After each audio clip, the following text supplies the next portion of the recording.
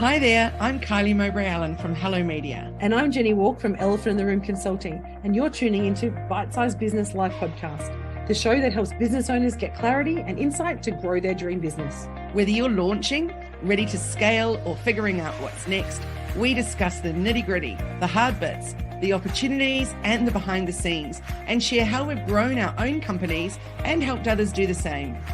We're glad you're here.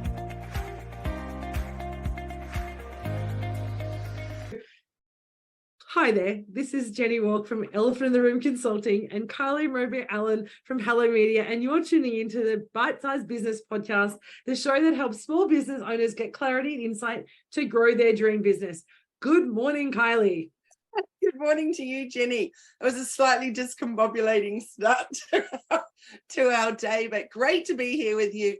And you're at home in your home office, not in an airport or in a hotel somewhere. It must feel great to be starting off the week in your office. It is. It's really, really exciting. I'm loving actually having a Monday in my office. It's my one day that I normally like to regroup. I do my planning, but we've been doing workshops and other things on Monday, so we haven't had this day. Although tomorrow and then Wednesday, Thursday, I'm all over the country for another 3 days. So at least I get Mondays and Fridays at home this week, which I'm very excited about. That must be very nice. It is. And how has your weekend been? How's your start to the week gone?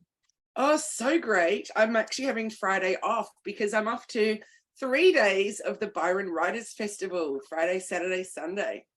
That is so exciting. I've heard such good things about that festival, so I'm excited about that for you. I am too. Many, many, many years ago, like probably 22 years ago, I spoke and did a reading at the Writers Festival of the first book that I was writing, and which I never published. It never got finished, but it feels really exciting to be back. I haven't been back there for at least 10 years. So I'm really looking forward to it. And I'm going with my niece, who's an aspiring writer. So yeah, it's going to be cool. I'm looking forward to it.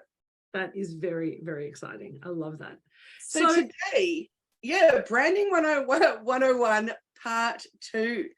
So a strong brand can make any business stand out from the crowd. And last week we talked a little bit about psychologies of colors in your branding. And we talked about how does your brand make people feel. So we want to really carry on from that. And are people getting the right message about what it is that you do, who you help, who you serve, etc. And it's so important. And sometimes the brand really does resonate with some people and go, I can see that brand, exactly what that brand is about. And I know that I want to be part of it. Then sometimes you see brands and you're like, I'm not really sure what they're supposed to be doing. And it does create a different, either a disconnect or a connection just by the colors, the style, the look, and the way your brand shows up online, doesn't it? Yes, absolutely. Now, let's talk about your brand for a moment, because you sent through something fabulous last week, and you may not be ready to talk about that, but just how nice it was to see that evolving of the logo, but staying on brand with the colors, etc., and the symbol. Yeah, no, we've been thinking about changing our logo for a while mainly because the original logo, while we loved it, it just didn't, the way that it actually talked about Elephant in the Room Consulting as our brand, as the name, just didn't really resonate with us, and was starting to kind of, it was out of date, for a better term. And so we've started First Nation Strategy as a sub-brand under Elephant in the Room Consulting. And so we wanted to make something and an identity that's going to match both brands. So both our Elephant in the Room, which is our business coaching and our individual coaching, and our brand in terms of the First Nation Strategy. And it's all it is. It's the same beautiful elephant, just tweaked a little bit, and our font has changed. But it means that now that we can have a suite of brands that will all sit and look similar, but just our elephant has a different kind of look and feel. Yeah, but still super similar. I think that's what was so clever, is that it literally is exactly how you said, it's just evolving. And it just looks so fabulous. And I love you've stayed with the colors, you stayed with the look and the vibe. You've just changed it. But yeah. It's like that same but different, right? same but different, exactly. Super wonderful, super exciting. I'm just launching a new program, I'm hoping at the end of this week. And I know, so that's pretty exciting. So I've been doing the same as you, not so much with the Hello Media brandy logo, but certainly some branding around the new program. So I just find that so fun. I feel like you plan something in your mind, then you plan it on paper, you set your intentions for it, etc. Then it's time to get stuck into what it will actually look like. And that's the fun bit.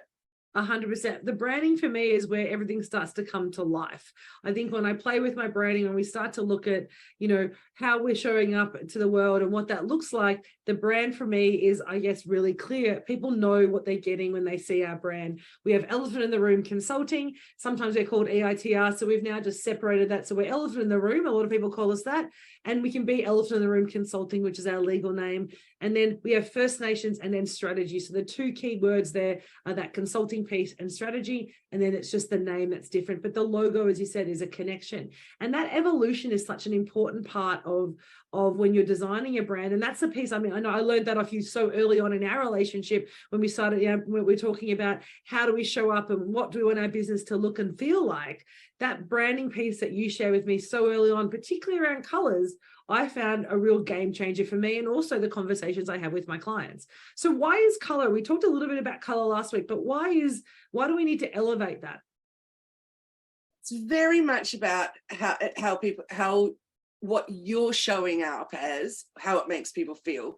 If we go back to that discussion about your new elephant, for example, as the symbol in your business, you said something really interesting, which was it was outdated. But actually, it's only to you that it's outdated. It's not necessarily to others.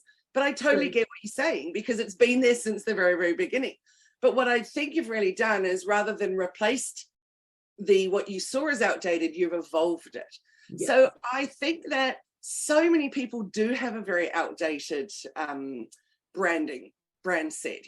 I look at some of the things, particularly if you look around 5 years ago, it was very, very trendy to have a whimsical, what would you say, like a wreath, but made out of feathers, some flowers and things, and to call your business using your two children's names.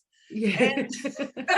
Now that's awesome if that really suited you at the time. You were very modern, very on trend, etc.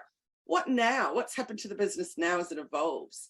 And how do you sell that business with your two children's names and the feathers and flowers, which is definitely not as much on trend anymore? No. So what is it that it's saying about you and how you're presenting yourself to the world? Now, it's all very well. We talked last week about colors. Now, my favorite colors are pink and green, but they actually don't suit my brand. So I didn't use them. I used variations of some of that pink, but not really. Yeah. So in fact, I don't even know what you call that color that I use that's a kind of a pink. So just because something you really like doesn't mean it's right for your brand. It's maybe not coming across right. When you think about what do people look at you and see professionally? Yeah. And I think, and the colors, we talked last week, we started to talk a little bit about colors and the styling. And I think that styling, and I've got a couple of clients who are, showing me their brands at the moment. I'm saying they look really lovely, but also they're making their brand about themselves and not about their customers. And I know you and I talk about this a lot, is that when you have a brand, the brand is for your customers. It's not for you. So yes, it has to showcase you a little bit. It might be a style that you like. It might be an image like my elephant, and there's a backstory to your brand and your values. But when you're creating it, you also, it has to resonate with your customers, doesn't it? Yeah, absolutely. In fact, not naming names, but someone we were just talking about just before we came online today, who I've been working with on and off for a number of years. Her business name means something really important to her, and as does the symbol and the icon. However, to anyone else, including me, even knowing her business, it looks like the name is literally something completely different to what you'd expect that it is, in terms of what the business is. But also the logo is literally like a kick, as opposed to a positive check mark, I think is what it's meant to be. So again, it's about, has she used those, which I know she has, because they feel important to her, because it feels that's a really special messaging. I'm going to give you an example of when I did that.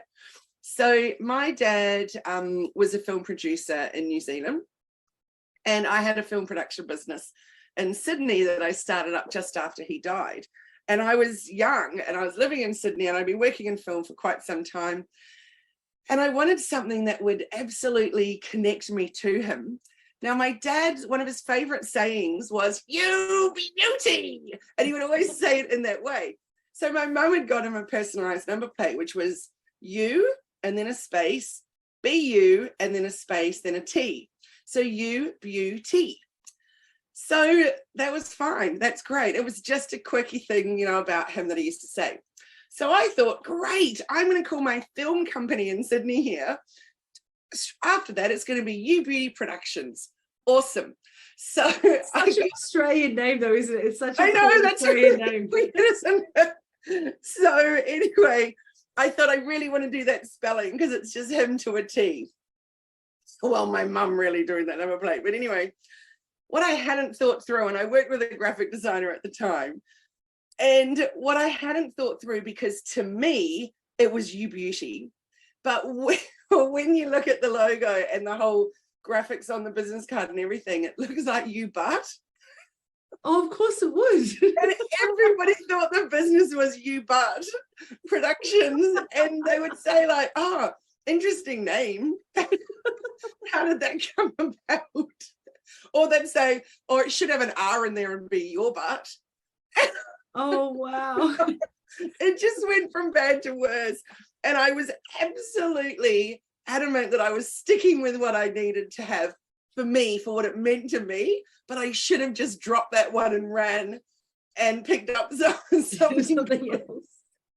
So that's a really good example of stopping what's good for you. It's not necessarily good for the greater good.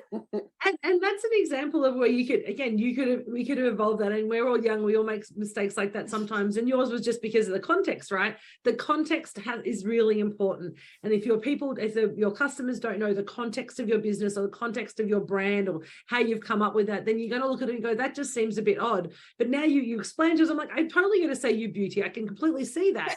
But you may have been at a time saying, well, is there a different way that I can write it so that other people will understand it? And that will be my evolution, my backstory. We'll talk about the number plate and talk about You Beauty as what my dad used to say, and why we've chosen to spell it differently, so to make sure that people get it. But that's that kind of evolution and learning that we have to go through. And sometimes that's really hard as a business owner to let go the thing that's so important to you. Absolutely. And what I should have done in hindsight is had the logo as the actual number plate. You know, yeah. And I've got his number plate in my house as artwork on my wall, and it looks fine. It totally makes sense in that way. But the way that the designer had created it was going down in 3 bits, so U, then BU, then T. He tried everything to not make it BU, but it still did. So I just knew that I didn't want to have the name that he had, which was Mowbray Film Associates. So, you know, that to me, I'm not. It's not you at all. Mowbray Film Associates, not you at all. I'm just not a fan of using your own name. The reason for that is because I really feel like you always need to have a plan about where the business is headed, and you're absolutely stopping it from being able to be sold at some point if it is your name. And I think that's a really important point. I mean, you and I, again, we're totally aligned on this conversation about, you know, people say, well, why don't you call your business Jenny Walk Consulting? And it's like, because then it's never going to be saleable. But also for me, for a growth perspective, if I have a firm that's my own name, it always signals to the team who are working with you that you are always going to be the person on the door. It doesn't provide a growth opportunity. So if you want to grow a business and have more people working with you and be part of the team, and eventually maybe even, you know, get a partner where they become part of the team as well and they have some ownership stake in it, you can't do that if it's your name. If it's a derivative of your name that's not specific to you, that's different. But for me, as you know, Jenny Walk is a very specific name. I could be J Walk Consulting, and that would be weird because you're crossing the road against the lights. That might be an odd kind of connection. But again, it's making it hard for people to want to come and join that business, or as you said, to sell it. And that's a really important thing. Whether you want to sell it or not isn't actually the point. It's if you need to, or you can't get into a position where you realize the business isn't for you anymore, you want to be able to position it in the best way possible. Absolutely. I think I've mentioned before, but I'm definitely going to mention it again, is that a local photographer that has a storefront and everything, you know, she's out there doing her thing really work for her. So you turn up to the shoot and it's not her, but her name is the photography business, which seems a very common and popular thing in photography, which I've always found interesting, if you're not going to be the one showing up. So you're also then not able to scale your business to something saleable if it's your name, photography. Yep. So I think having a name that's like the umbrella, and then I'm the photographer that turns up under that umbrella, makes a little more sense to me. But anyway, my sister-in-law was one of her photographers, and there were people that were disappointed, going, but I paid for this. Where is that photographer? And I've heard that so many times, particularly whether it's a coaching service. I know when Tony Robbins, way back when, started to scale his business, and he moved to the model where he only services half to 1% of his, all of his clientele. He now has a pyramid structure, essentially, or for a better term, that basically has, senior coaches, and then they coach people, and then they coach people. So when you join a Tony Robbins program, you're not getting Tony Robbins, you're about 10 to 15, potentially 100, people removed from him. But when it first started, there was that adjustment period that he had to make, because there was an expectation, because of the price point, because of the offer and the branding, that it would be him that you were going to get. And so even somebody like him went through that phase of way back when he started his business. And so it's really important, if you want to have it as the Tony Robbins, it becomes the Tony Robbins framework or the Tony Robbins model. So it might be Jenny Walk's framework or the Kylie Mowbray Allen model of marketing, and it has a nice ring to it, but you're actually, it's the framework that you're purchasing, not the individual. And again, that comes down to the brand name and how the brand is showing up to your clients. Absolutely. And how it's being perceived. What I think Tony Robbins does well is the naming of his programs. Yeah. So for example, most people know about UPW. So that's kind of the first one where you start, unleash the power within. So again, though, I would have gone, W, anything with a W, if you want to shorten, it's just too annoying. Like even just saying W, that's just too long. So, but you also wouldn't say UP, that's just up. Or maybe up would be good, I don't know. But thinking of all the different variations of how you're going to be showing up, if they're written as letters, for example, does it make sense?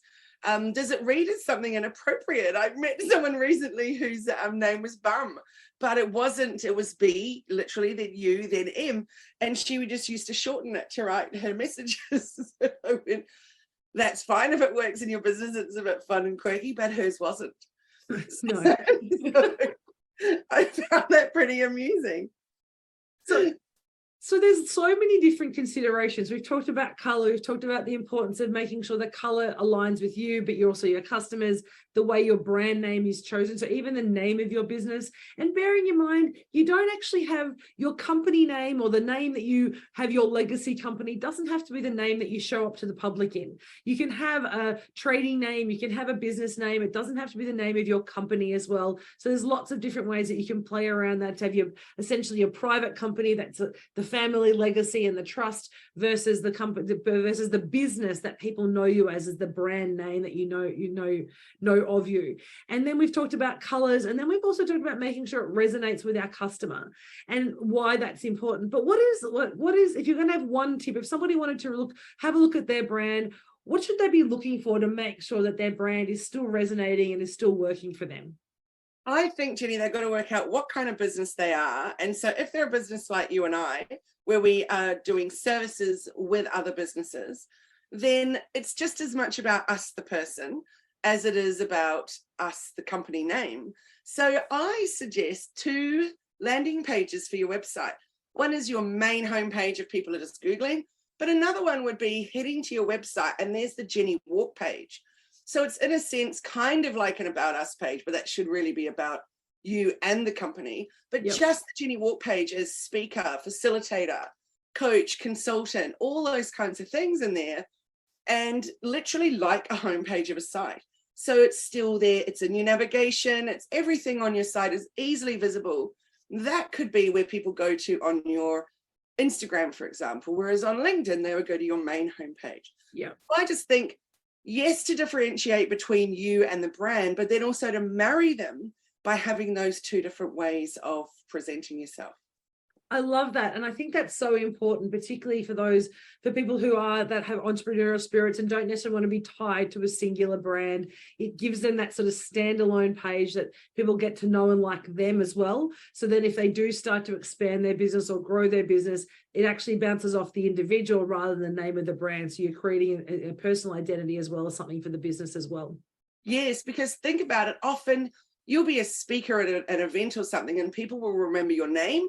Other times they might remember your business name. It all depends on what resonated with that person or what stuck out for them. So then by having you totally searchable under both those things is so incredibly important. I love that. I think that's a really important tip today, that, despite whatever brand it is, whether it's color and everything else, making sure you're having your own brand so people can connect with you. And that isn't just if you are, in a service industry like we're doing. You might be the inventor of a product. You might be creating a new system, and it helps credentialize all the work that you're doing when you can do that well. Absolutely. And, we had these clients for about 6 years and they sold their business earlier this year. And I was showing somebody their website because it was made with Wix. It was absolutely brilliant, if I say so myself, but that's because their photos are so incredible and their video. So it was easy to make a really great website for them. And Wix was just the perfect platform for what they needed.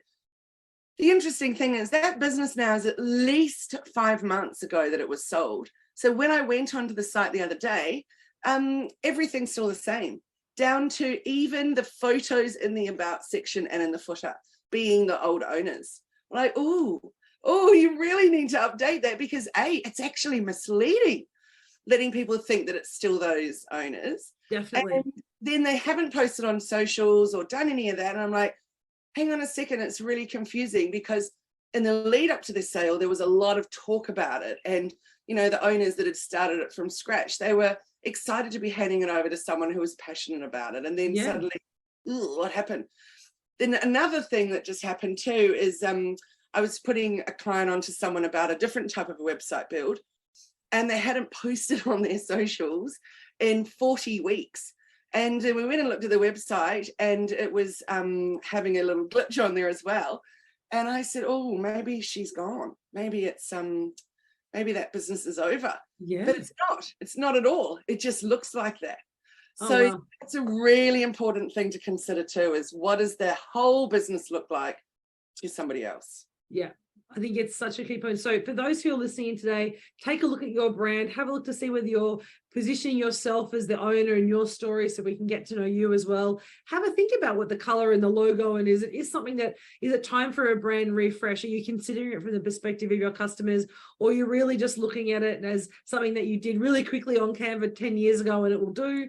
And also, what does that overall brand experience look like? I know that's my big bugbear when I go to websites and I can't click through links, or the pages don't show up, or it gives me a not found, a 404 error. And I'm just like, or not secure in the or URL. not secure. Definitely. All those things. It's time now to have that moment. Your brand is more than just your logo and your colors. It's your website. It's how you show up to your clients, and it can impact quite significantly your business growth or your business future. So make sure you take some time to have a look at that brand. I know, Kylie, you do some brand audits and help people kind of review and refresh their brand. So how can people connect with you? Jump on to hellomedia.team and book a discovery chat. Or jump into our Facebook group where we're sharing updates and tips and tricks and algorithm stuff going on, which is Hello Media. So come and join us there. What about you, Jenny? Best way to find us is at elephantintheroomau.com. You can find us at elephantintheroomau on Facebook and Insta, and also LinkedIn. So connect with us on any of those pages. We tend to hang out on Insta a lot, but any of those you can find us. Just Google Elephant in the Room AU and you'll come up and find us. Awesome. Well, I'm excited to be catching up with you very soon at your retreat. Are there any spots available left for that? We have one spot available. I'm very, very excited. We have 4 amazing women joining us at the retreat. 3 days to change your business, 25 to 27th of August down at Cabarita. I'm so excited. It's been a while since we've run one. So I'm really looking forward to this Empires Builders workshop and retreat, where we're basically going to change people's lives and their businesses in 3 days, which is so exciting. So if you're interested in that, have a look at our socials. We're promoting that at the moment on our socials. Awesome. I can't wait to be part of that and to be talking about branding on the last day. Oh, I cannot wait to having you involved in that and doing that session with you, having you come in and helping us do that brand audit and getting people to really deep dive into their brand is going to elevate that whole workshop, and people will be leaving with a complete brand and a complete workshop or a complete business, or at least a pathway as to what they need to do to build it. So really, really excited about that. Yeah, so good. Everybody needs time to step away from their business and just pull it apart, put it back together, and leave the retreat feeling refreshed 100% and excited about their business. Well, thank you so much, Carly. Thank you, everyone, for tuning in today's episode of Bite Size Business Life Podcast. Be sure to subscribe and follow us so you don't miss any future episodes. Thank you so much, and we look forward to seeing you again next week. See you Have soon. a great day. Bye.